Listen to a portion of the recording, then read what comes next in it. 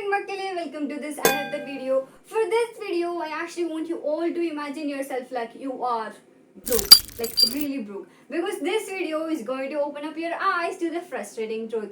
So what do you think? It is even more important to look after men. Look after men? You actually hear me right. And this is not any kind of prank or something. Actually, I would like to remind you all the three important things before we go into this video. So, wonder what?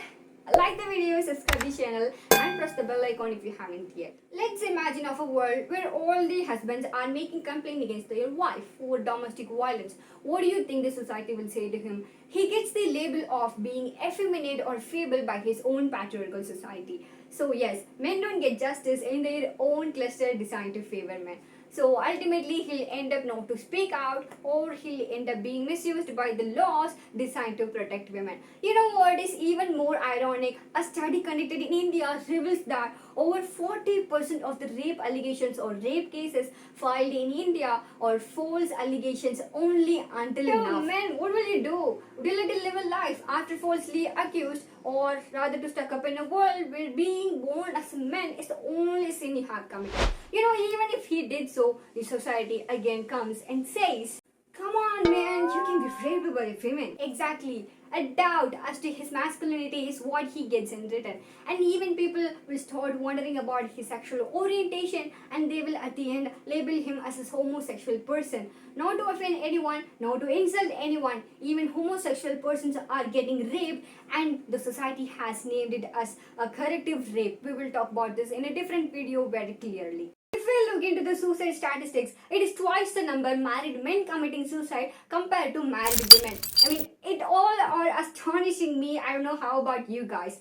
While reading the history, while going with the flow, we all have reached to the conclusion that men might not need any protection at all. Then where will they go? Just like National Commission for Women, is there any forum to address men's issue? I mean, about which I am not aware of. There are thousands of stories of women crying, women shedding tears behind each and every legislation that we have brought until today. Then why the beautiful society goes blind whenever a man cries, whenever a man sheds tears? You know, even if we brought a book compelling all those men shedding tears, the society comes and says, women never associated with crimes. Then, which means all men are born to be associated with crimes, right? Of course, crime against women are happening every minute. Rape, sexual assault, acid attack, and so on. So, justice for women, it's time for men to suffer. Every man is a potential raper. Wait, what? I needed to hold on. Where are we placing the word? What is that? Equality. Where are we placing equality here?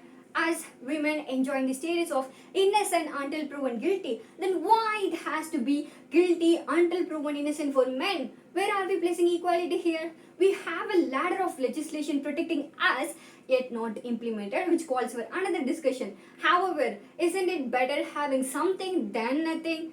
Now it really feels like being born as a man is the only sin you have committed. Our Constitution, Article 14, which talks about right to equality, addresses very less amount of issues related to men compared to that of issues related to women. For example, many provisions under Indian Penal Code such as sections 356, section 374 and section 509, which are made only for the protection of women. There is a provision to presume it to be a dowry death if the wife has been died within 7 years of her marriage and she has been subjected to cruelty. Then how about husbands? If a husband dies within 7 years of his marriage and he has been subjected to cruelty, then isn't it presumed to be a dowry death? So instead of placing our voice for gender equality, why not place our voice for humanity? And thereby let's call for a gender neutral laws which will protect each and every human beings from every kind of crimes. By this time, we all must understand and we all must accept that crime against men is also happening. Remembering Justin Kaur incident and an engineering committing suicide and many more incidents. So, how dare anyone blaming Indian men as a whole as a pervert? I mean, there are some animals raping a 5-year-old girl, goat, and so on. So let's not blame the whole community itself. There are fathers, there are brothers, there are some husbands who are taking care of their daughters, sisters, and their whole family throughout their life.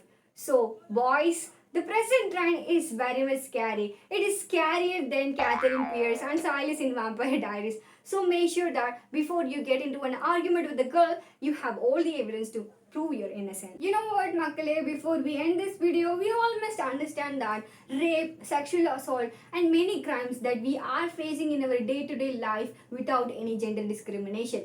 And we cannot say that the laws that are protecting us is discriminative on the basis of gender, because we have no adequate laws to protect all the genders, right? So let's call for a gender neutral law and then let's initiate a discussion on that. Even among all these messes and all these challenges that is going on, I dare you all to like this video and subscribe to the channel if you haven't yet, and also share the video with your friends and families to get their opinion. And thank you so much, Makkale, for watching the video until now, and see you in the next video.